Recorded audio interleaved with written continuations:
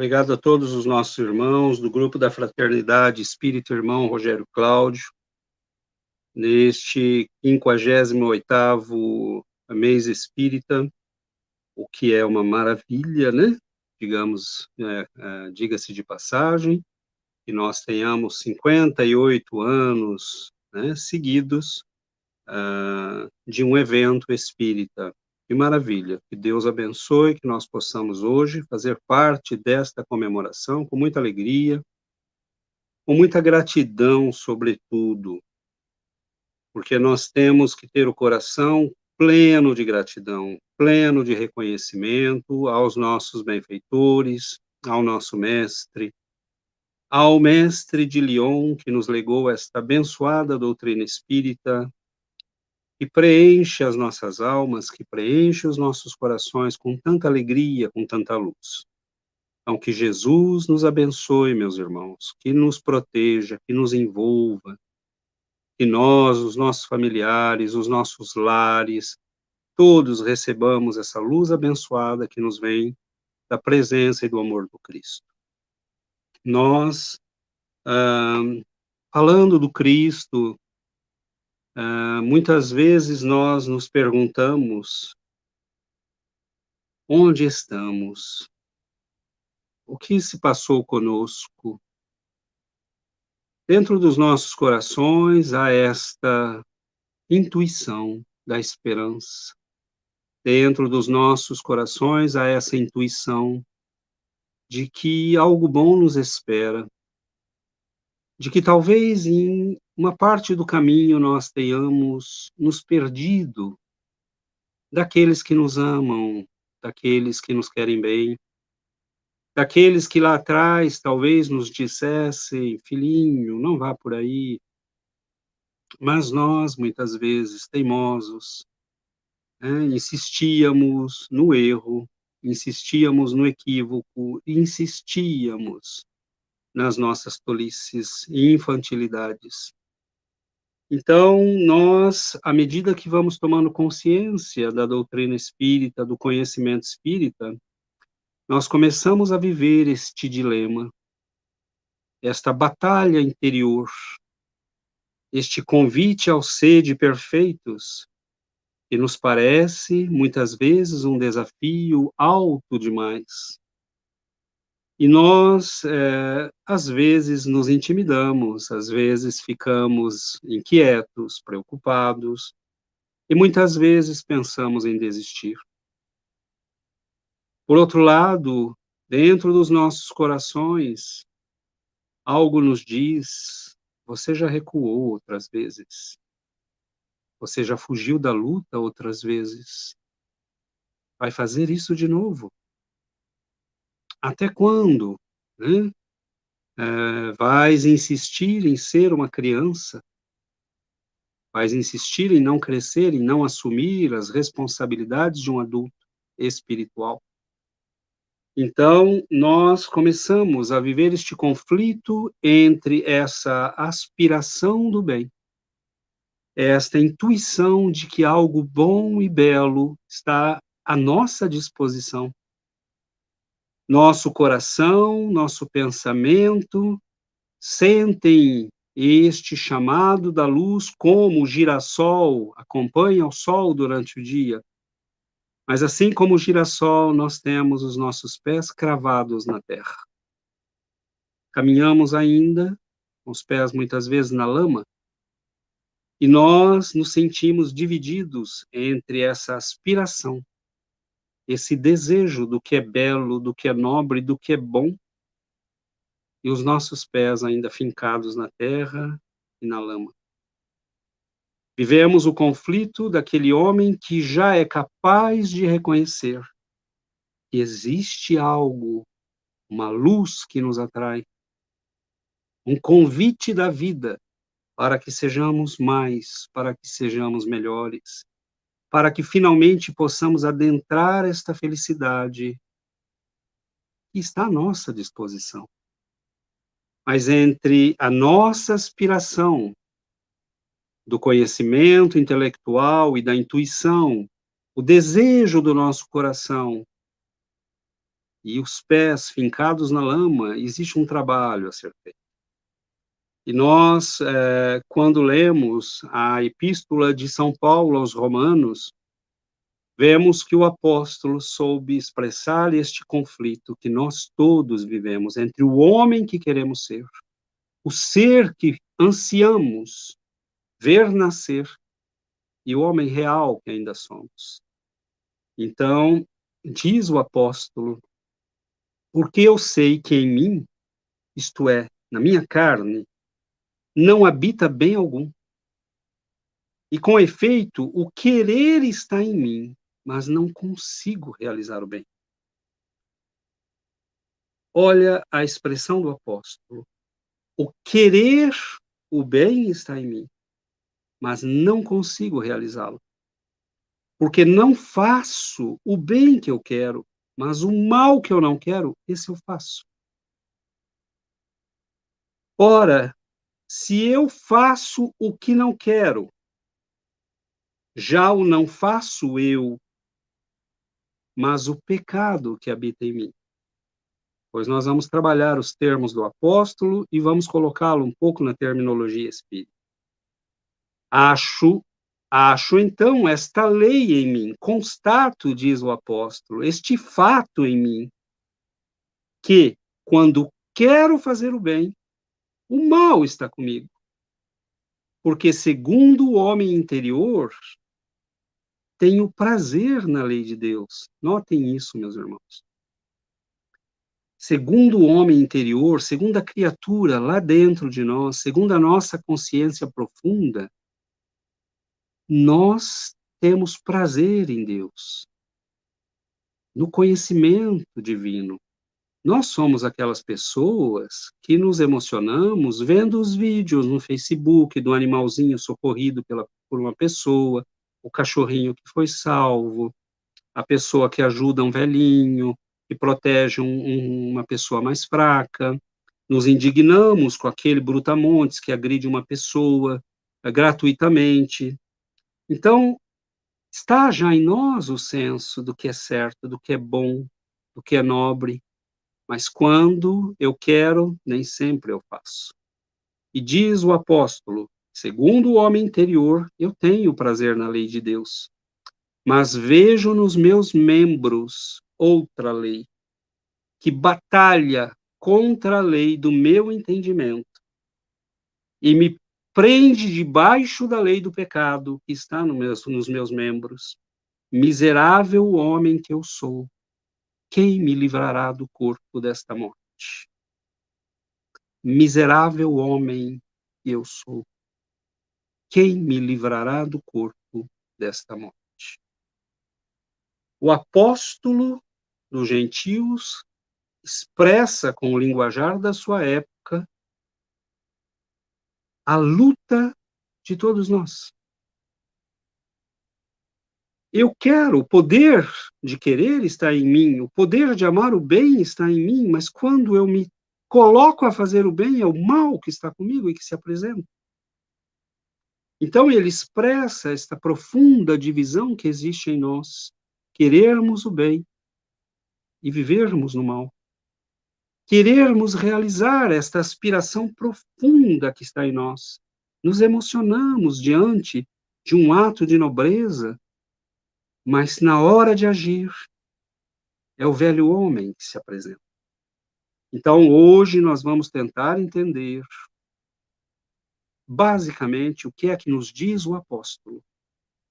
Esta luta entre a consciência que nós temos da lei de Deus, e diz o apóstolo, porque segundo o homem interior, o que é o homem interior? A consciência, o eu profundo, a alma, tem o prazer na lei de Deus. Mas quando me ponho a agir, constato em mim esta lei, diz o apóstolo, que batalha, né, contra a lei do meu entendimento e me prende debaixo da lei do pecado que está nos meus membros. Que pobre criatura sou eu, que miserável homem sou eu. Que percebo o bem, que quero o bem, que anseio pelo bem e realizo o mal. Então, Nós sabemos que cada vez que realizamos o mal, nós nos afastamos da felicidade. Nós já sabemos isso. Então, o apóstolo fala que nós percebemos isso, né? Ele coloca em palavras, e a doutrina espírita vai explicitar isso muito bem. Na questão 621, por exemplo, Allan Kardec vai dizer: nós sabemos, nós conhecemos a lei de Deus. Ela está impressa em nós, né? Desde o nosso corpo, que segue as leis materiais, né? Todas as nossas células, todos os nossos átomos, toda a nossa biologia, toda a nossa constituição física obedece a leis. Nada é ao acaso, porque seria diferente com a nossa alma. Porque não estaria inscrita nela a lei divina, como está no nosso corpo material? Então, nós sabemos, né, como dizem os Espíritos na questão 621, sim, a lei de Deus está no homem. Mas o que é que foi que aconteceu? Em que parte do caminho nós nos perdemos? Por que nos afastamos tanto assim, meus irmãos de casa? Por que fomos para tão longe da nossa casa, do nosso Pai? E é isso que nós tentaremos entender, ao menos em parte, hoje. Nós sabemos que, com o tempo, alguns obstáculos vão se apresentando ao nosso progresso, ao momento de tomada de consciência. Tomamos consciência, começamos a perceber, sentimos a lei divina em nós, sentimos o apelo da luz, mas, de alguma forma, cada vez que nós tentamos, é o mal que se apresenta. Então, nós percebemos, né, que há dois monstros na alma, e na questão 785, Allan Kardec questiona os espíritos, porque Allan Kardec percebeu, hein? Allan Kardec percebeu que todo conhecimento espírita teria que nos levar a um homem melhor. Não adianta conhecer a reencarnação, não adianta conhecer a imortalidade da alma, não adianta ir para a reunião mediúnica, não adianta receber psicografia, se nós não nos transformarmos em criaturas melhores. E percebendo isso, ele questiona os espíritos: qual é o maior obstáculo ao progresso espiritual do homem? E os espíritos respondem: o orgulho e o egoísmo.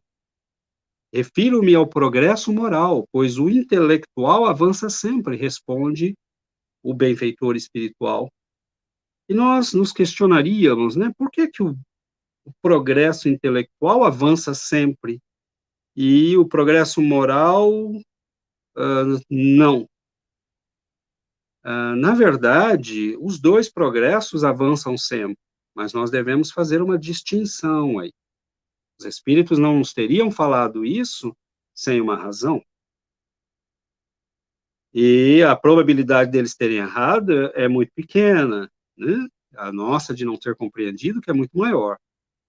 O progresso intelectual, ele é cumulativo e avança sempre.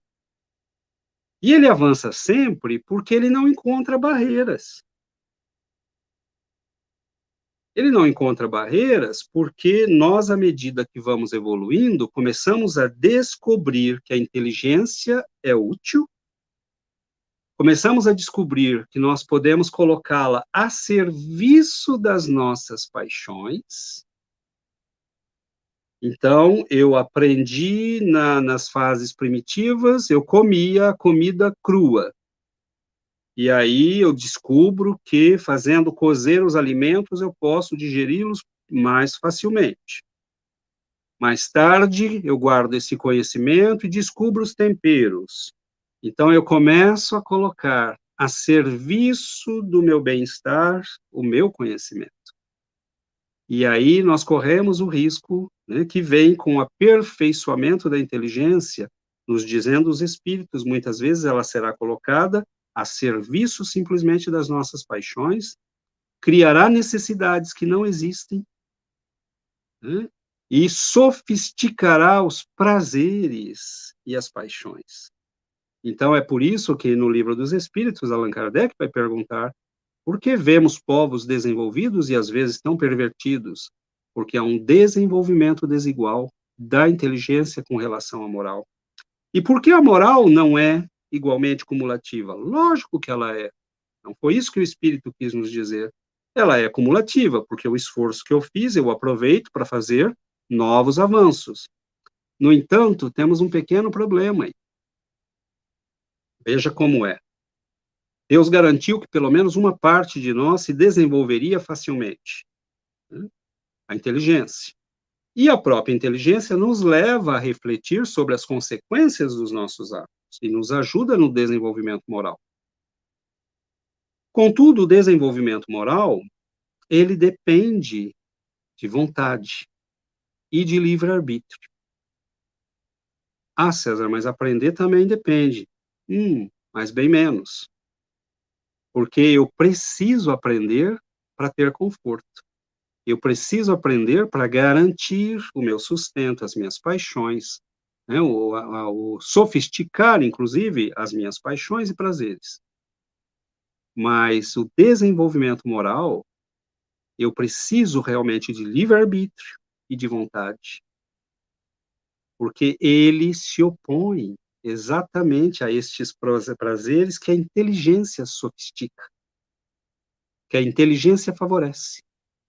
Então, ter o desenvolvimento moral significa agir de modo a, muitas vezes, contrariar as minhas paixões, a regular as minhas paixões, a controlar os meus impulsos, e é por isso que o progresso moral nem sempre segue o progresso intelectual.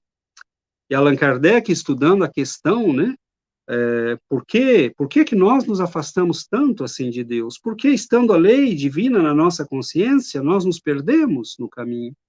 Porque nós descobrimos que o nosso livre-arbítrio nos dava a escolha, e sentindo a atração das paixões, nós nos entregamos a elas. Então, diz Allan Kardec, será substancialmente mal o princípio das paixões? Não. Não, a paixão está no excesso que se coloca nas coisas. A paixão é uma energia que se coloca, é uma vitalidade que se coloca nas coisas. Só que nós temos que escolher que coisas. E, normalmente, nas faixas mais baixas da evolução, nós colocamos toda a nossa energia nas coisas que vão nos prender à matéria, em prazeres imediatos que vão aprisionar a alma. E é nesse combate que nós nos desenvolvemos e caminhamos em busca da nossa perfeição. As paixões são necessárias, né? O desejo de realizar, o desejo de fazer, né? As pessoas que construíram esse centro espírita, né? O irmão Cláudio, foi há 60 anos atrás, ou mais, e essas pessoas tiveram um impulso de fazer alguma coisa. Se não tivessem tido essa paixão, nós não teríamos um centro espírita, seriam de menos. As pessoas que construíram grandes obras, grandes trabalhos, grandes eventos, é a paixão que está. Mas existe a paixão como uma força espiralada que nos leva para o fundo, e existe a paixão centrada, né, no bem que nos leva para o alto. É a mesma força, é a direção que muda. Quando é que a gente pode determinar, pergunta Kardec, o limite das paixões? Quando elas são boas, quando elas não são boas, quando elas são más? Allan Kardec vai dizer, os espíritos vão responder, as paixões são forças da natureza em nós. São como um corcel, um cavalo, livre, solto, correndo na campina, vigoroso, bonito, mas serve para quê? Para ser olhado, né? Então, só tem utilidade quando governado. E é aí que é interessante, porque senão se torna perigoso, porque é ele que passa a governar. Então, os espíritos são muito claros na explicação. Nós nos perdemos de nós mesmos e nos afastamos da lei de Deus que garantia a nossa felicidade. Ele carimbou em nós a lei dele para dizer, meu filhinho, não se perca. Está em você a minha marca. Me siga, siga essa intuição que te chama para a luz, que te chama para o alto. Mas nós fomos criados livres e temos que construir o nosso entendimento e o nosso crescimento espiritual. E ao descobrirmos a nossa liberdade, nós nos deixamos levar. né? Porque junto com ela nós descobrimos que podemos sofisticar as nossas paixões, né? E aí nós nos entregamos ao caminho que na tradição, né, teológica vão chamar de pecado, de erro, né? São aprendizados da alma, obviamente, mas que custam muitas vezes caro, né? E aí nós perguntaríamos assim, né? Bom, as paixões são como um corcel que só tem utilidade quando governado. Governado por quem? Quem deve governar este corcel indomável, ou quase? A nossa consciência. Ela deve governar as nossas energias, a nossa criatividade, as nossas potencialidades. Mas, no ciclo das evoluções ou da evolução, quem acaba governando o corcel fogoso, vigoroso? As conveniências. Então, nós temos que tomar muito cuidado, porque convenir a alguma coisa tem aqui o sentido de estar de acordo com algo que atende a interesses imediatistas. Então, é aí que está a diferença, porque se nós nos deixamos governar pelas conveniências de um tempo, de uma sociedade, de uma época, de um padrão cultural, nós quase sempre o fazemos por interesse próprio. Interesse que reflete o nosso orgulho e o nosso egoísmo. Então, quando nós nos deixamos governar pela conveniência de uma época, nós cedemos a nossa vida ao homem físico, ao homem deste momento, que tem um CPF, um RG, um endereço, ao homem desta hora. E ao negarmos a consciência, a ascendência sobre as nossas energias e as nossas forças, nós ignoramos o homem que estará lá para sempre, o homem imortal. Então, os espíritos são de uma beleza e de uma grande precisão. E nós precisamos entender tudo isso, porque o entendimento é o primeiro passo para a nossa mudança. Paulo entende, e entende muito bem quem ele é, quando diz: miserável homem que sou eu. Ele sabe qual é a sua luta. Quem me livrará desta morte? Quem me livrará desta situação de divisão interior? Até quando eu vou ansiar pelo bem, pelo nobre, pelo que é decente e vou fazer exatamente o contrário? Até quando, Senhor? Pergunta o apóstolo. Miserável homem que sou eu. E reconhecer a sua própria condição diante de Deus, diante de si mesmo, é essencial para que nós possamos avançar. Senão, nós nunca vamos enfrentar a luta. Então, o nosso dilema, meus irmãos, é decidir daqui para frente quem comanda estas energias vigorosas que estão em nós. E nós poderíamos dizer, por que é tão difícil? Porque as paixões são em nós exatamente o que a cocaína é para um drogado. Nós nos viciamos ao longo dos séculos a um padrão emocional, a um padrão mental, a um padrão de reações psicológicas e de ações psicológicas. E um dia, um belo dia, nós descobrimos que tudo aquilo nos traz infelicidade. A disputa, né? Por cargos, por dinheiro, pelo sexo desregrado, pela afetividade descontrolada, possessivo, muito frágil, etc, etc. Todas essas paixões que parecem tão bonitas escritas em livros, nos romances, na verdade, são testemunho da nossa infantilidade, da nossa prisão e da nossa miséria. Porque mostram simplesmente o quão apegados a tudo isso nós somos, o quanto isso ainda nos fala, né? A história chorosa, o drama trágico, né? Tudo isso reflete, na verdade, a nossa infantilidade espiritual, a nossa incapacidade de agir como pessoas que cresceram. Então, o apóstolo nos mostra essa luta interior e o livro dos Espíritos vai nos precisar tudo isso, né? Nós entendemos que é um mecanismo psicológico atrás disso tudo. É como a pessoa viciada em drogas. As paixões são para nós exatamente isso. Ah, eu não resisto. Quando eu vejo dinheiro, eu traio mesmo, eu vou trair o amigo, eu traio a esposa, eu traio o amigo, eu traio o sócio, porque não, eu vejo dinheiro, não, ninguém me segura. Né, a pessoa é, na verdade, uma prisioneira. É um mecanismo estabelecido. Ah, eu não consigo. Sexo para mim é incontornável, eu não consigo resistir.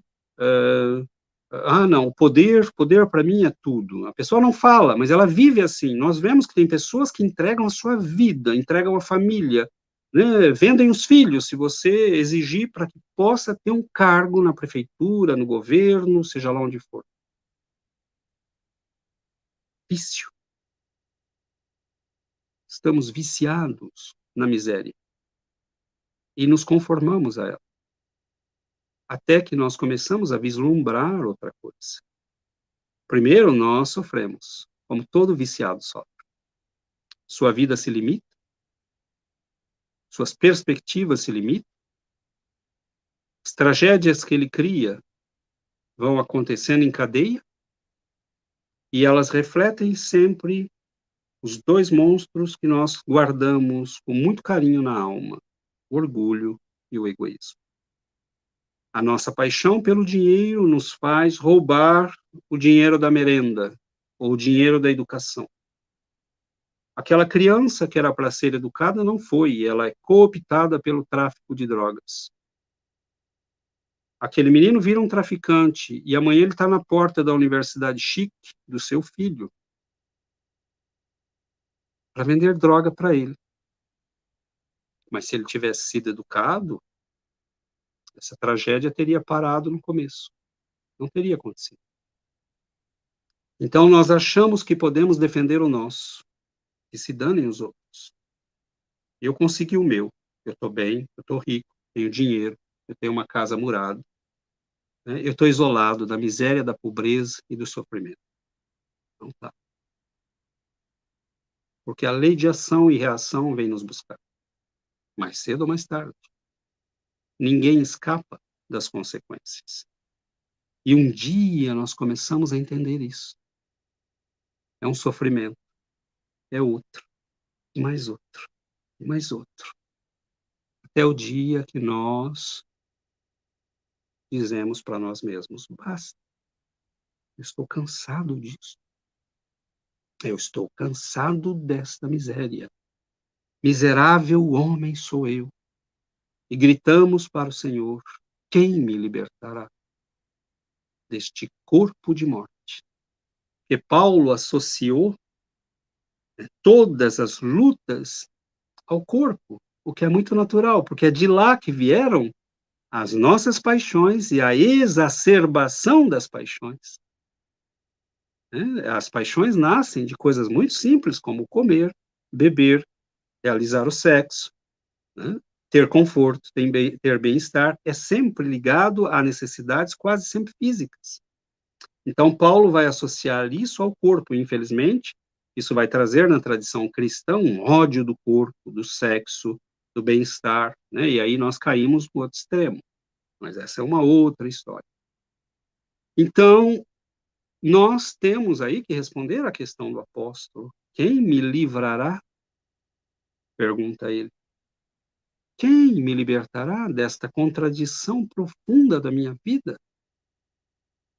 Eu sinto na minha alma a presença de Deus. Eu me emociono diante de uma música bonita, diante de uma prece, diante de uma pessoa que faz o bem, de um ato de generosidade, de amor. O bem está em nós, a luz está esperando para brilhar em nós, mas nós continuamos agindo. E quando vamos agir, o velho condicionamento do drogado se manifesta. Nós não conseguimos resistir. E aí nós temos que encarar essa luta. Porque aqueles que nós chamamos hoje de mentores, de amigos espirituais, de guias, são velhos amigos do nosso passado, que lutaram lá atrás a luta que nós nos recusamos a lutar, por imaturidade, por incompreensão ou simplesmente por interesse. Não queríamos. Então, hoje, eles se aproximam para dizer: e agora? Está pronto? E nós, como Paulo, perguntamos, depois de constatar: miserável homem sou eu. Que miserável homem sou eu. Nós perguntamos para eles: como eu faço?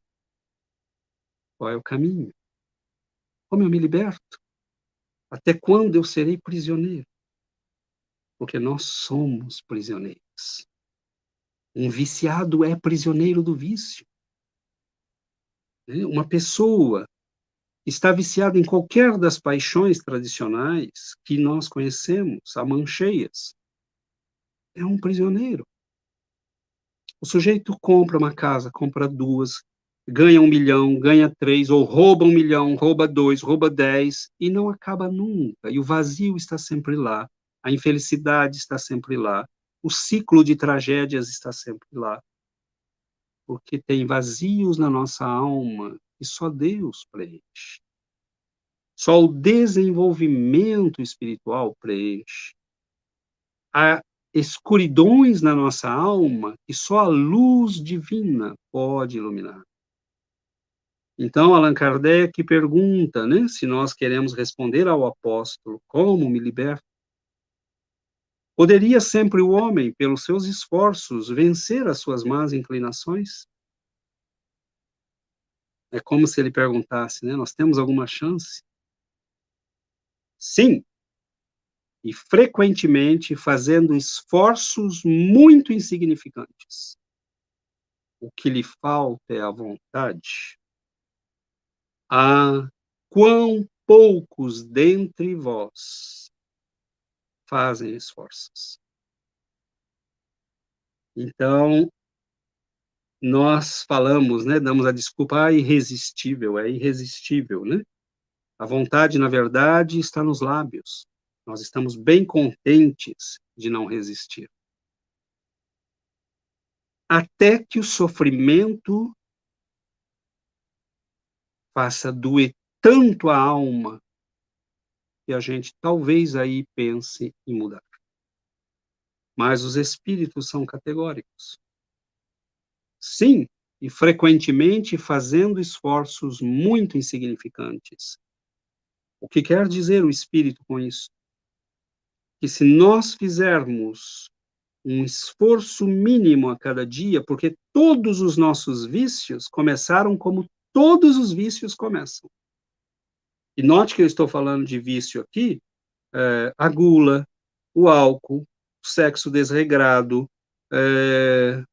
olhar porcaria na internet, tratar mal as pessoas, roubar o dinheiro alheio, trair,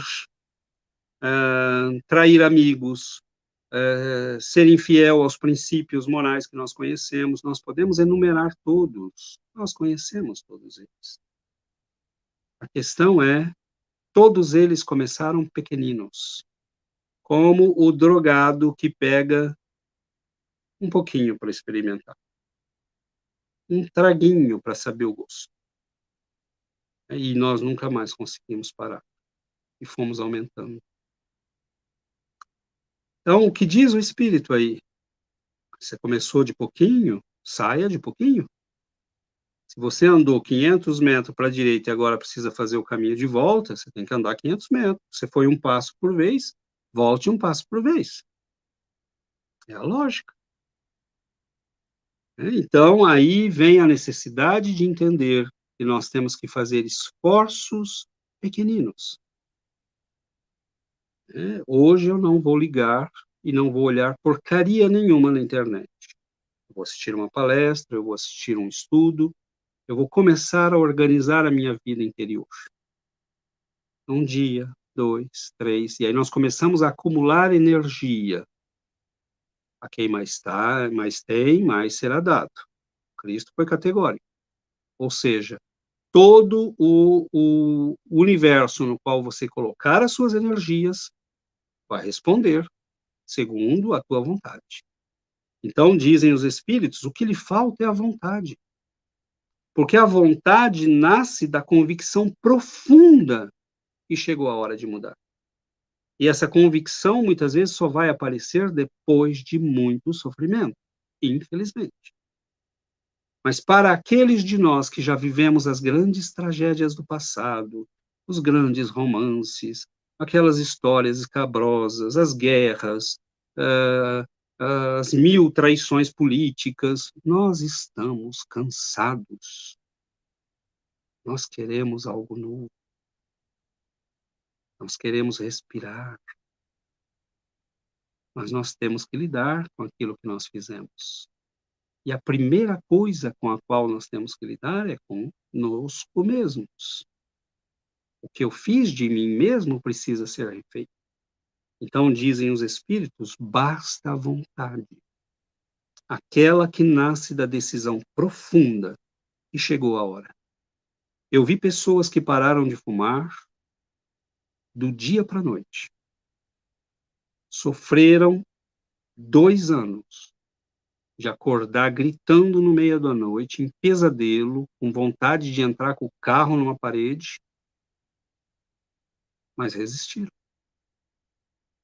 Então, quando um ser humano decide, sai de baixo. Porque quando nós decidimos fazer besteira lá atrás, sai de baixo, nós fizemos. Passamos por cima de Deus e todo mundo. Mas por que agora seria diferente? Porque agora a hora de mudar o caminho seria diferente. Essa é a hora, né? De utilizar o poder da nossa vontade. Nós, contudo, podemos pedir ajuda. Nós não estamos sós. Então, nos diz Allan Kardec, né, pode o homem achar nos espíritos eficaz assistência para triunfar de suas paixões? Se o pedir a Deus e aos seus bons espíritos, com sinceridade, eles lhe virão certamente em auxílio, porque é essa a missão deles. Notem bem que a única palavra que nós temos que destacar aqui é sinceridade. Se pedir a Deus e ao seu guia espiritual com sinceridade, eles sabem quando é da boca para fora. Eles sabem quando a nossa energia mudou. Eles sabem quando o que nós estamos falando é aquele pedido sincero do coração, que vem da alma, né? E eles podem nos ajudar. E é muito bonito ver isso na tradição espiritual. Grandes santos e santas dizendo nas suas preces, Senhor, eu não sou capaz. Sozinho eu não sou capaz. Me ajude. E nós fazemos uma parte do esforço e vamos sentindo a compensação, porque nós começamos a fazer pequenas vitórias, a conquistar pequenas vitórias, a ganhar alguns centímetros a cada dia nas nossas lutas interiores. E os espíritos, percebendo o esforço que fazemos, vêm em nosso auxílio. Então, nós estamos diante da escolha, meus irmãos,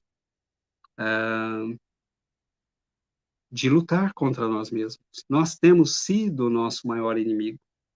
Deus imprimiu sua lei em nós, e nós caminhamos para muito longe dela, mas ela está em nós. Né? E Ele ligou ao nosso livre-arbítrio a lei de ação e reação. Então, nós somos livres para agir, para fazer o que nós quisermos. Mas a lei de ação e reação nos traz sempre notícias, se estamos no bom caminho ou se não estamos no bom caminho. E Deus não manda buscar ninguém. Nós somos livres para ir e para voltar. Nós somos livres para nos ajustarmos com a lei de nosso Pai, de amor e misericórdia. Ou somos livres para caminhar para longe dele e nos arriscarmos sozinhos entre os lobos e as feras. Então, pergunta Allan Kardec, qual o meio mais eficiente de combater-se o predomínio da natureza corpórea? Ou seja, de vencer aquilo que Paulo estava perguntando, né? Miserável homem sou eu, né? Quem me livrará deste corpo de morte? Né? Traduzindo as palavras de Paulo para a época, né, do Livro dos Espíritos, predomínio da natureza corpórea. Então, dizem os espíritos, uma resposta muito longa: praticar a abnegação. Bom, como é que nós fazemos para combater o predomínio da natureza corpórea? Praticar a abnegação. Ou seja, por isso nós falamos lá atrás, né? O progresso intelectual não tem problema, vai rapidinho, porque nós percebemos a vantagem dele. E ele favorece as nossas paixões. A obtenção do conforto, a obtenção do prazer. Então, ele é interessante para nós. Precisa de vontade, precisa de livre-arbítrio. Mas nós não discutimos, nós fazemos o esforço. Né? No entanto, o progresso moral exige a abnegação. A abnegação é negar a si mesmo estes excessos, estes prazeres. É tirar do próprio tempo para ajudar alguém que precisa. É dedicar-se ao ideal da casa espírita toda semana, regularmente. Parece que é nada, né? Mas não, ano após ano, semana após semana, regularmente. Né? Nós estamos abdicando de coisas que outros não estão abdicando. Nós estamos negando a nós mesmos certas coisas porque já entendemos que há outras que são superiores. E como dizia, né, e diz Spinoza no seu livro A Ética, nós só deixamos um prazer por um prazer maior. E isso é verdade no nível dos prazeres inferiores, e isso é verdade quando nós começamos a descobrir os prazeres superiores. O prazer da alma, né, os prazeres da alma, da compreensão, da paz, da serenidade, de se sentir bem, né, de sentir que está fazendo o que é correto, o que é certo. Então, nós começamos a cumprir os nossos deveres, nós começamos a compreender que há, sim, a liberdade para nós podemos agir e fazer o que quiser, mas tendo a perspectiva da vida espiritual, nós temos que decidir não mais o que convém, né, se aquilo que nós chamamos de conveniência lá atrás, agora também convém ao homem espiritual. Porque até então nós bloqueávamos a nossa consciência agindo pela conveniência do mundo. Mas Paulo vai nos dizer, há uma conveniência do espírito igualmente. Convém à alma, convém ao ser eterno. Né? Jesus nos falou, nos deixou claro, né? Dai a César o que é de César, mas dai a Deus o que é de Deus. Ele está nos dizendo, decida entre a conveniência e a consciência. Estabeleça os limites você mesmo. E nos diz André Luiz, no livro Estudo e Vida, nós estabelecemos em nós mesmos os limites da conveniência e da consciência. E o Cristo nos diz, vivei no mundo, mas sem ser do mundo. Né? Sem ser possuído pelas coisas do mundo. É o que Paulo de Tarso vai dizer, todas as coisas me são lícitas, mas nem todas as coisas convêm. Convém a quem? A alma. né? Ele já está aí na perspectiva espiritual, olhando para o homem eterno, não para o homem material, principalmente ele, né, que deixou família, posição no templo, posição social, herança do pai, uma profissão promissora, e seria provavelmente um sumo sacerdote com a capacidade que tinha, seria uma pessoa influente no seu tempo, na sua época, no mundo judaico. É lógico que ele não está mais falando das conveniências do homem Paulo, né, Saulo, mas ele está falando de Paulo, o converso. E ele vai dizer: todas as coisas me são lícitas, mas eu não me deixarei dominar por nenhuma. Então, todas as coisas me são lícitas segundo as conveniências do mundo, mas nem todas me convêm segundo a conveniência do Espírito. Todas me são lícitas, mas eu não me deixarei dominar por elas. É o cavalo solto, né, que Allan Kardec fala. Eu não me deixarei dominar por nenhuma, eu as dominarei. Ou seja, o exercício da vontade da consciência para dominar as imperfeições. Então, meus irmãos, nós estamos, né, numa época da nossa vida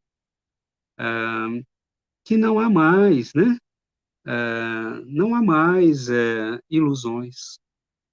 E às vezes elas ainda nos pegam. Nós falamos: estou muito cansado, preciso tirar umas férias, já faz muito tempo que eu estou fazendo isso,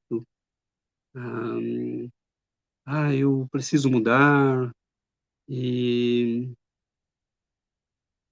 o nosso velho eu está sempre lá nos chamando, né? Lembra de mim, lembra das nossas loucuras, vamos de novo. E a gente deve dizer para ele: lembra do sofrimento, você não lembra, né? Eu lembro do sofrimento, né? Estou perdido até hoje, perdi aqueles que amo, né? Machuquei tanta gente, você não lembra, né? Você só quer correr solto no pasto e não ser útil a ninguém. Então, cabe a nós a disciplina, cabe a nós o esforço, cabe a nós entrar pela porta estreita que Jesus dizia. E é por isso que é difícil, meus irmãos, né? Entrai pela porta estreita, porque larga é a porta da perdição e espaçoso o caminho que a ela conduz. É espaçoso, é imenso, né? Está aberto, vamos lá, vamos todo mundo, né? Quão pequena é a porta da vida, e quão apertado o caminho que a ela conduz. O caminho é apertado, porque é o caminho da disciplina, é o caminho da autodisciplina, da auto-regulamentação, do auto-sacrifício, da abnegação. Então, meus irmãos, quando nós falamos, né, quando Jesus nos convida, sede perfeitos, né, sede perfeitos, ele está dizendo, encare a luta. Encare a luta. Vai chegar um momento que você vai ter que enfrentar a você mesmo. Vocês precisam enfrentar a si mesmo. Eu vos mostrei o caminho. Eu disse como fazer. São poucos que aceitam fazê-lo, porque o caminho é estreito e a porta é mais estreita ainda. O caminho é apertado, é um caminho de disciplina, de autossacrifício, de disciplina interior, de se bater todos os dias para combater os vícios que nós implantamos em nós mesmos. Ninguém fez isso conosco, nós fizemos isso. Nós somos o produto de nós mesmos. Mas quando nós estivermos cansados, meu Deus, quando as lágrimas vierem, quando a decepção conosco mesmos bater a porta,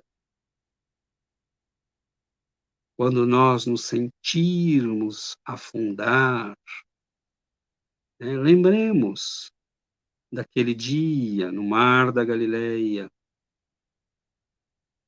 né, os ventos soprando forte, a tempestade soprando, né, sacudindo a embarcação dos discípulos, no meio daquela noite, tudo escuro, não se via nada, se ouvia apenas o ruído, né, dos trovões e dos ventos, a embarcação que chacoalhava e o Senhor não estava com eles. E num certo momento, pois ele havia dito: "Ide na frente, eu irei depois". "Mas, Senhor, como farás?" Mal sabiam, né. Num certo momento, eles veem um vulto e se desloca sobre a água. Entram em pânico, porque imaginem, numa noite escura, de tempestades, né, você vê um vulto caminhando sobre as ondas, você fala: "Bom, acabou, né, é a morte que veio me buscar". Mas não era a morte, né, e um deles grita: "Simão, eu acho que é o mestre, é ele, é a silhueta dele". E Simão diz: "Mestre, se és realmente o Senhor, se és realmente o Senhor, faça com que eu vá ter contigo sobre as águas". E Jesus se aproxima ainda alguns passos e diz: "Vem, Simão". E ele reconhece aquela voz. E ele, que parecia um homem hesitante, que nós sempre lembramos da covardia, né, da traição no dia da paixão, ele é o único que sai daquela barca. Imaginem a cena, meus amigos. O barco chacoalha, jogado de um lado para o outro. As ondas batem e vêm de todos os lados. E ele senta-se na beira do barco, e coloca os pés para fora. Olha para o mestre. O tempo todo ele olha para o mestre. E ele tem as mãos estendidas. Vem, Simão. E ele coloca o outro pé. Solta-se do barco. Percebe que não afunda. Ele dá um passo e olha para Jesus. Dá mais outro passo e olha para Jesus.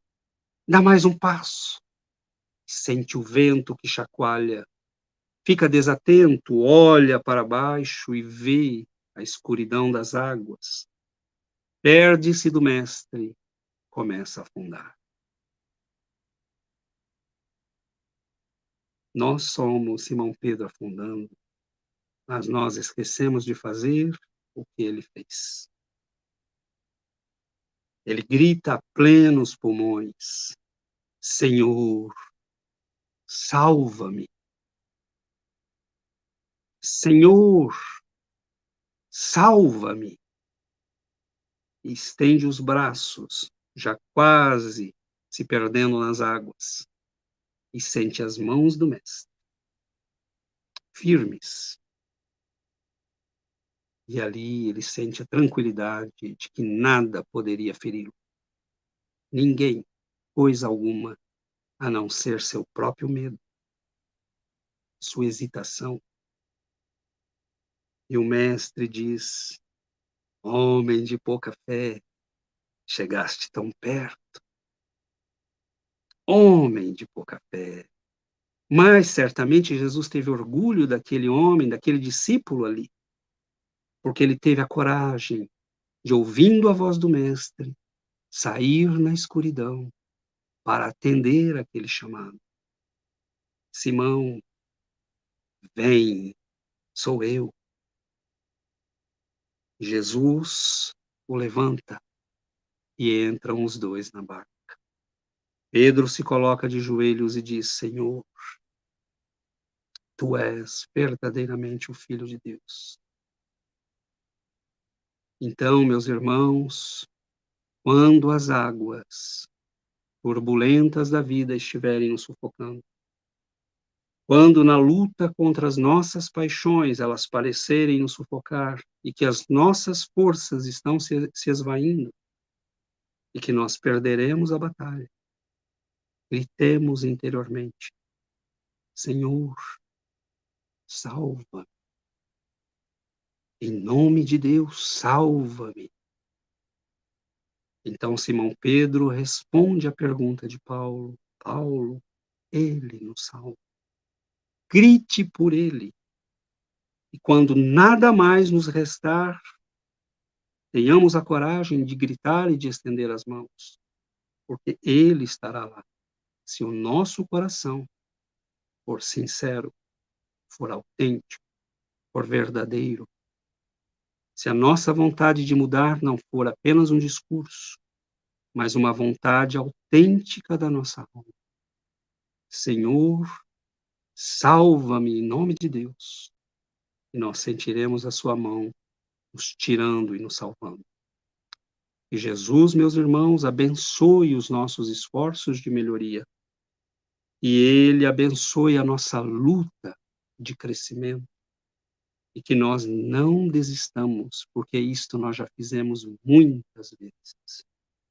Quando chegar o desespero e as ondas e os ventos vierem sobre nós, gritemos por Ele, e Ele atenderá ao nosso grito. Jesus nos abençoe, nos ampare e nos proteja. Oh, obrigada, César, pelo, além, né, claro, das reflexões maravilhosas, do puxão de orelha, né, do alerta, né, como você iniciou e finalizou, né, para a gente cansar de fazer, né, tantos equívocos e agora nos entregarmos a essa consciência divina que somos. Mais consciência e menos conveniência, né. Muito obrigada pelas reflexões. Esse momento aí que você relembrou, né, o caminhar sobre as águas foi realmente maravilhoso. Podemos aí voltar ao tempo um pouco e nos colocar no lugar realmente de Simão Pedro. Que maravilha, muito bom, muito bom. O pessoal já está aqui agradecendo por este banquete, como diz aqui o nosso irmão Leonardo Zanata, depois você olha lá no chat, por esse banquete que nós recebemos. Obrigado. O André colocando aqui excelentes reflexões, né, para os dias atuais. A Dulce também colocando as suas congratulações aqui por esse momento que a gente vivenciou. É para a gente ouvir novamente, ouvir depois, porque nessa nossa busca aí pelo ser de perfeitos, como você disse, lembrou bem, né? Só nos cabe o mínimo esforço. Isso que dá até dó, né? O mínimo esforço é o que nos cabe. Oh, meu Deus! E a gente ainda procrastina. Mas vamos que vamos. Não podemos desistir. Não podemos. Verdadeiramente não podemos.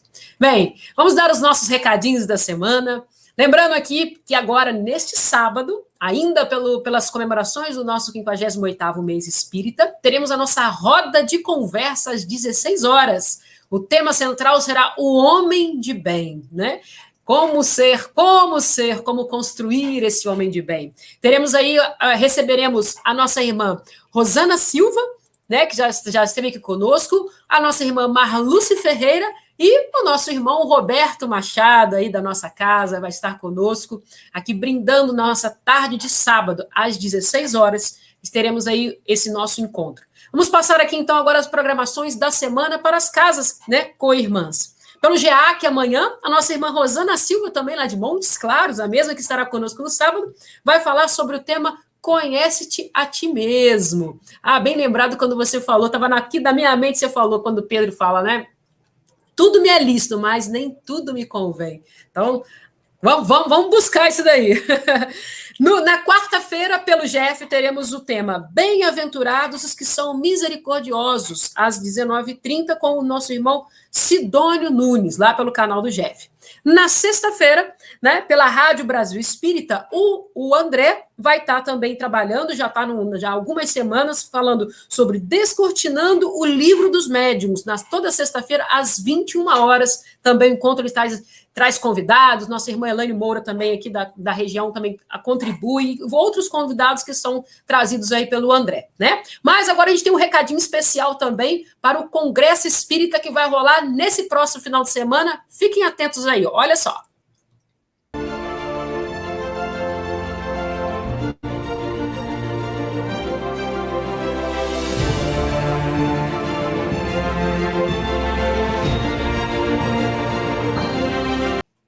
Muito bem, então, pela Rádio Espírita, né, também 28 e 29, temos o dia inteiro aí de programação, fiquem ligados, conectem lá, se inscrevam no canal, Acionem o sininho para receber o lembrete e para finalizar o banquete da noite de hoje, vamos pedir ao nosso irmão para finalizar com a prece final. Mais uma vez, agradecemos de coração por ter aceitado o convite de estar conosco nessa data tão festiva e brindando todos nós para esse tema maravilhoso, consciência e conveniência. Dá para ouvir e reouvir, ouvir e reouvir novamente.